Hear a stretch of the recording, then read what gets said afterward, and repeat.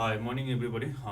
Today we are going to discuss about the stability against sliding and overturning, and also find the maximum. The question given is that हामीलाई given question के छ भने हामीलाई given question छ भने हामीलाई given question भनेको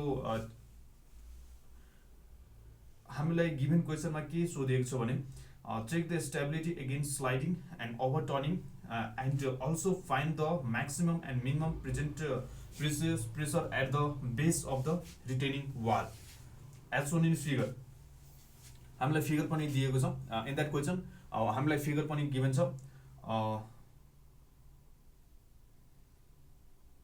the C is take C is equal to question is equal to 0 लिन्छौँ हामीलाई। युनिट वेट भनेको 16 kilonewton per metre cube. Assume unit weight of concrete as 24 kilonewton per metre cube. The safe bearing capacity of the soil below the base is 500 kilonewton per meter square.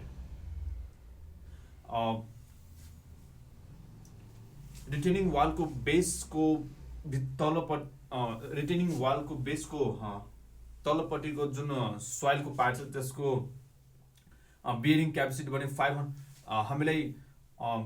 हामीलाई retaining वालको बेसको तलपट्टि जुन soil छ त्यसको पार्टको soil capacity bearing capacity दिएको छ जसको value छ 500 किलोन्युटन पर मिटर स्क्वायर। र यहाँ हामीलाई फाइको भ्यालु पनि गिभन छ। Phi is equal to 41 degree celsius, sorry 41 degree. Phi 1 is equal to 41 degree, phi is equal to 41 degree, phi is equal to 41 degree. Check the stability against sliding and overturning and also find the maximum and minimum pressure at the base of the retaining wall as shown in figure. Take C is equal to 0, gamma is equal to 16 kilonewton per meter cube.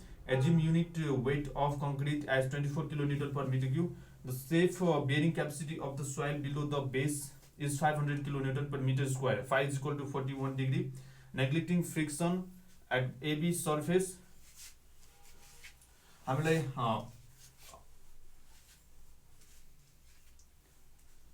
जस्तै कुनै retaining wall छ होइन, retaining वालको right साइडमा माटोले भरिएको छ। माटोले भरिएको छ भने रिटेनिङ वाल छ, सोइल पार्ट छ होइन। सोइल पार्टले अभियसली प्रेसर त दिन्छ नि, फोर्स त लाग्छ नि। जस्तै हामी यहाँ उभिएर बसेछौँ होइन, कसैले साइडबाट पुस गरेपछि हामी ढल्न लाग्छौँ होइन, ढल्न लाग्छौँ, हामी यो साइडतिर ढल्न लाग्छौँ। So this is basic knowledge, basic that soil यो पार्टमा भइसकेपछि हामीलाई केही न केही एमाउन्टमा प्रेसर लाग्छ, फोर्स लाग्छ। सो र फ्रिक्सन पनि लाग्छ यो साइडबाट, र फ्रिक्सन पनि लाग्छ यो साइडबाट। सो हामीले एबी साइडमा जुन फ्रिक्सन लाग्छ त्यसलाई हामी यसमा नेग्लेक्ट गर्दैछौँ कि ओके, हामीले एबी साइडमा लागेको फ्रिक्सनलाई नेग्लेक्ट गर्यौँ। सो हामीले एक्टिभ अर्थ प्रेसर कन्स्ट्यान्ट के इज इक्वल टु के को भ्यालु के थाहा पाउँछौँ भने cos I minus root under cos square I minus cos square phi, cos square I minus cos square phi by cos I plus root under cos square I minus cos square I minus cos square phi, where जहाँ हामीलाई given छ I is equal to 15 degree and phi is equal to 41 degree। जहाँ हामीलाई given छ भने phi is equal to 41 degree and I को value पनि जुन छ I को भ्यालु भनेको जस्तै म कुनै रिटेनिङ वाल हो होइन, र म मेरो हाइट भन्दा माथिसम्म माटो छ राइट साइडमा, र यो होरिजेन्टल पार्ट र यो लाइन इन्क्लाइनेसनले मतलब यो होरिजेन्टल पार्टले कति इन्क्लाइनेसन बनाएको छ त्यसलाई हामी इन्सिडेन्ट गर्छौँ, आई भन्छौँ त्यसलाई, त्यो एङ्गललाई आईले डिनोट गर्छौँ। So I is equal to 15 degree, phi is equal to 41 degree. So हामी यो भ्यालुलाई यसो पुट गर्दाखेरि हामी के cos 15 degree minus root under cos square 15 minus cos square 41 degree by cos 15 minus plus root under cos square 15 minus cos square 41 degree. So हामीले यति value पाइसक्यौँ हैन. यति भ्यालु पाइसकेपछि यसको भ्यालु कति आउँछ भने 0.231 एउटा कन्स्ट्यान्ट हो. यो हाम्रो कन्स्ट्यान्ट हो. Okay, it is unitless. यो बेसिक कुराहरु चाहिँ लेख्नु पर्दैन है. यो यति कुराहरु जुन छ जो उसको लागि चाहिँ जो फर्स्ट टाइम यहाँ पढ्ने कोसिस गर्दैछ के पढ्न कोसिस गर्दैछ. Everybody has a different I mean सबैको आफ्नो आफ्नो एक्सपेक्ट हुन्छ. कहिले कहिले कहिले 2 दिनमा कुरा बुझ्छ, कहिले हप्तामा बुझ्छ, कहिले कसैले सालमा बुझ्दैन. So mentally everyone is different, so don't worry, everybody learns, we win. र यसपछि हामीले हामीले के छ भने यहाँ KA को भ्यालु, यो KA भनेको हामीलाई के छ थाहा. हामीले KA को भ्यालु यहाँ हामीले KA लाई के भन्न सक्छौं. हामीले अघिको च्याप्टरमा पढिसकेछौं के.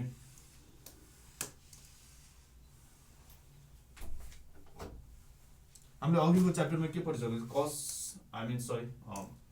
KA भनेको constant active earth pressure constant. Active earth pressure constant हो गयो. सो कन्स्ट्यान्ट भन्ने बित्तिकै यसको युनिट हुँदैन र के भनेको भ्यालु थाहा भएपछि प्रेसर फोर्स, एक्टिभ अर्थ प्रेसर फोर्स कति हुन्छ KA गामा H स्क्वायर यति लाग्छ. यो भन्दा अगाडि हामीलाई H को value where H is equal to AB, हामीलाई AB को भ्यालु थाहा छैन भने हामीले AB को भ्यालु पनि थाहा गर्छौं. जसलाई यो इन्क्लाइनेसन छ हैन, यो होरिजोन्टल पार्ट चाहिँ रोटेटिङ यतिसम्म म्याक्सिमम हाइट छ र माटो यहाँसम्म गएको छ. यो पार्टलाई हामीले डिनोट गर्छौं I ले. यो I भनेको के हो, जस्तै हामीलाई यो 2.3 गिभन छ. मानौ यसको भ्यालु x छ. यो होरिजोन्टल हामीले x को भ्यालु पत्ता लगाउनु छ. ओके, कसरी पत्ता लगाउन सक्छौं. दुईवटा भ्यालु पाइसक्यो नि. cos theta tan theta is equal to tan I is equal to p by b x by 2.3. That means x is equal to 2.3 tan I. हामीले x is equal to 2.3 tan I बुझ्यौं. Okay, यति part बुझ्यौ हामीले हैन. x is equal to 2.3 tan I यति पार्टसम्म हामीले बुझिसक्यौ. यति part हामीले बुझिसक्यौ. x is equal to 2.3 tan I. Okay, यति हामीले बुझिसकेपछि गरिसकेपछि अब हामी नेक्स्ट पार्टमा जाँदै छौं.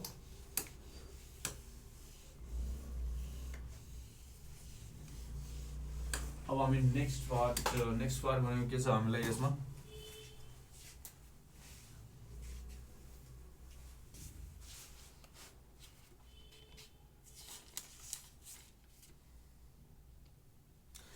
हामीले AB को भ्यालु कति थाहा त्यो पत्ता लगाउनु छ नि.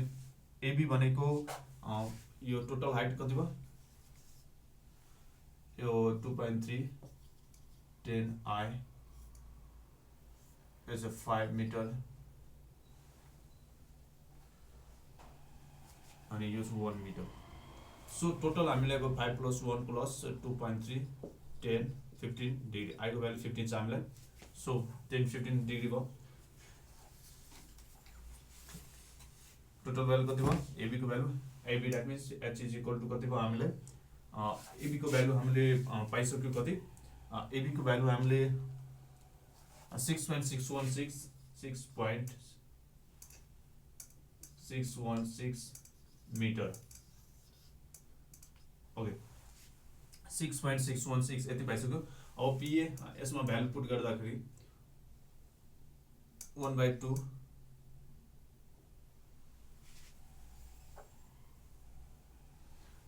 into 0.231 into 16 into 6.616 को स्क्वायर यति भ्यालु लिँदाखेरि हामीले पिए को भ्यालु कति आयो भने 80.88 kilonewton per metre square sorry kilonewton per metre and the यो यहाँ के छ भने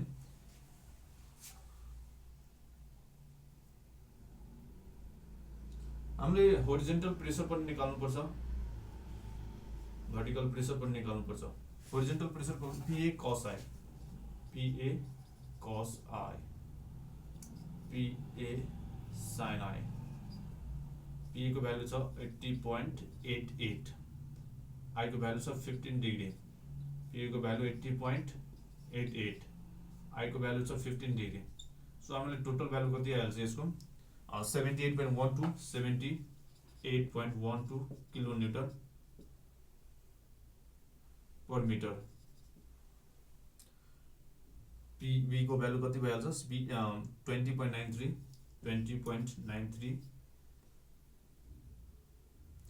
किलोन्युटन per metre we have joined everything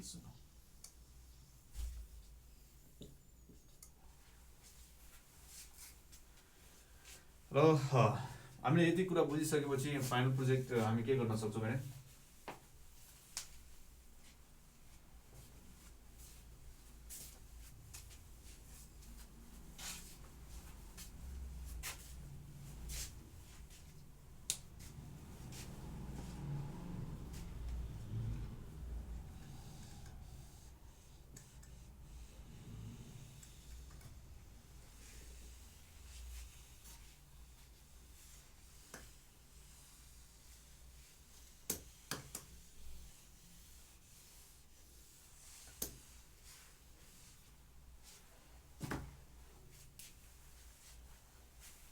मुझे लगा था मैं कुछ बड़ा करूंगा भाई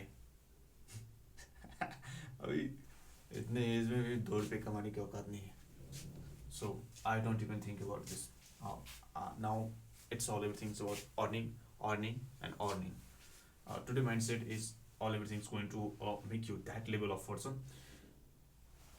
my belief is believe in yourself and everything will going to happen according to you the way you think the way everything is really going to happen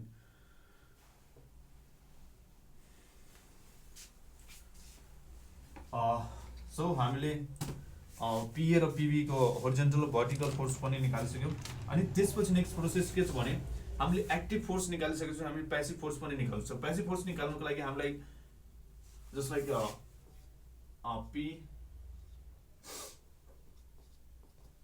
PB is equal to के छ भने 1 plus sin phi by 1 minus sin phi 1 plus sin phi by 1 minus sin phi यो PB हैन KP छ के यो constant को formula छ किन निकालेको हामीले अघि पढिसकेछौँ हैन जस्तै 1/2 KP गामा H स्क्वायर यसको H भनेको कति भइहाल्छ अब जस्तै एक्टिभ फोर्स भनेको यो कुनै रिटेनिङ वाल छैन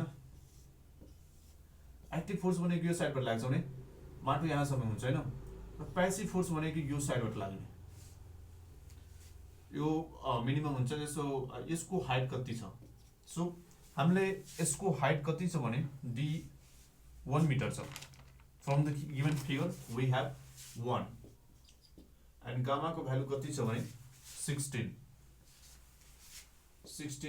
किलोन्युटन पर मिटर स्क्वायर र केपी को भ्यालु हामीलाई थाहा गर्नु छ जहाँ फाइ को भ्यालु कति छ भने फाइ इज इक्वल टु कति छ 41 डिग्री सेल्सियस 41 डिग्री सेल्सियस। यसबाट हामीले केपी को भ्यालु पत्ता लगाउन सक्छौँ 4.81 4.81 यो पनि कन्स्ट्यान्ट हो 4.81 ओके। र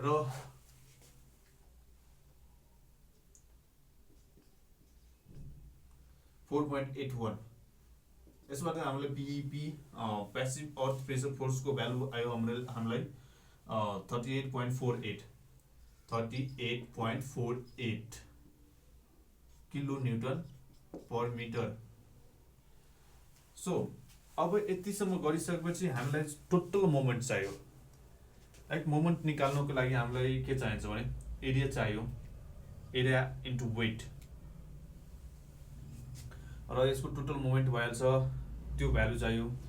र वेट भनेको भर्टिकल फोर्स, वेट भनेको भर्टिकल फोर्स भएर त्यसको सम अफ भर्टिकल फोर्स पनि चाहियो। सो हामीले SN1 मा के लेख्न सक्छौँ भने area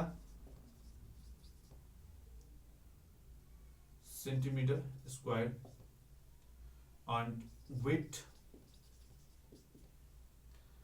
kilo newton per metre, moment arm about to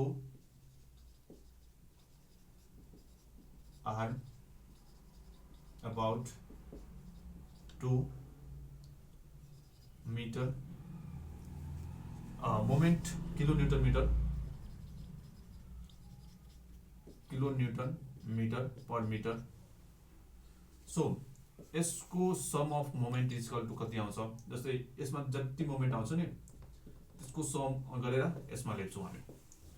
and then weight भनेको कति छ,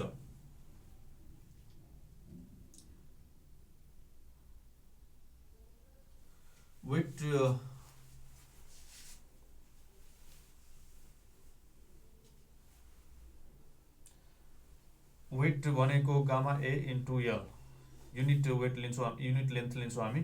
त्यसपछि गामा भनेको 16 भइहाल्छ,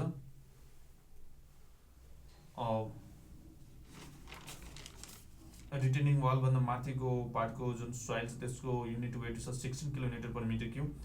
त्यस्तै कङ्क्रिटको वेट युनिट वेट छ 24 kilometre per metre cube, 24 metre cube per 24 kilometre per metre cube. So it's easy, हामी हरेकको एरिया निकाल्छौँ। ट्राइङ्गलको भयो टु बी इन्टु एच, रेक्ट्याङ्गलको भयो बी इन्टु एच, ओके। यस्तै गरेर एन्ड वेट भनेको unit weight into area into length भयो यति, मोमेन्ट भयो gamma into A into 1 into 1/2 into B into H, okay. यतिसम्म बुझ्यो हामीले।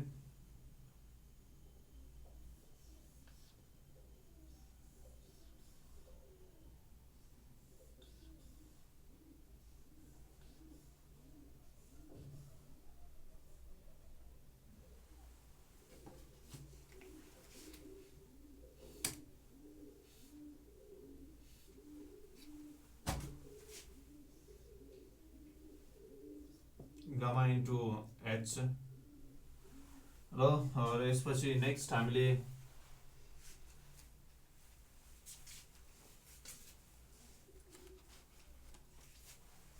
सम अफ मोमेन्ट यतिसम्म पुरा बुझिसकेपछि हामीले अगाडि बढ्न सक्छौँ। हामीले यो क्वेसनमा यति मात्रै कुरा बुझ्नु छैन, योभन्दा अगाडिको प्रोसेस पनि छ। यो अगाडिको प्रोसेसमा हामी के जान्छौँ भने यो हामीले सम अफ मोमेन्ट किन निकालेको, यो टोटल भर्टिकल फोर्स पनि चाहियो। टोटल यो वेट भनेको तल लाग्ने होइन, सम अफ भर्टिकल फोर्स भयो। Sum of vertical force is equal to what, sum moment is equal to what, यो दुईवटा पार्ट चाहियो हामीले। एन्ड त्यसपछि हामी रेजिस्टिङ मोमेन्ट निकाल्छौँ। सम अफ रेजिस्टिङ मोमेन्ट वा sum of moment plus 1/3 of horizontal. Resist गर्ने पार्टहरू कुन कुन भइहाल्छ, जस्तै मोमेन्ट हो होइन, मोमेन्टले पनि रेजिस्ट गर्छ, मोमेन्टले रेजिस्ट गर्यो।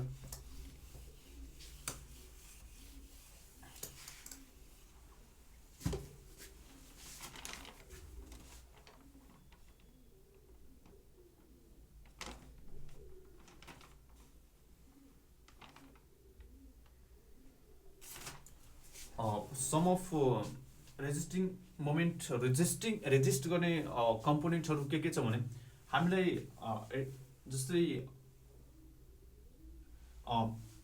फर इक्जाम्पल म एउटा रिटेनिङ वाल होइन रिटेनिङ वाल भइसकेपछि यहाँबाट म्याक्सिमम एमाउन्टमा सोइलहरू भरिएको छ, म्याक्सिमम एमाउन्टमा सोइलको हाइट यति छ, ओके, मभन्दा बढी छ, र यो साइडमा यो साइडमा लेफ्ट साइडमा भने सोइलको अमाउन्ट यति मात्रै छ।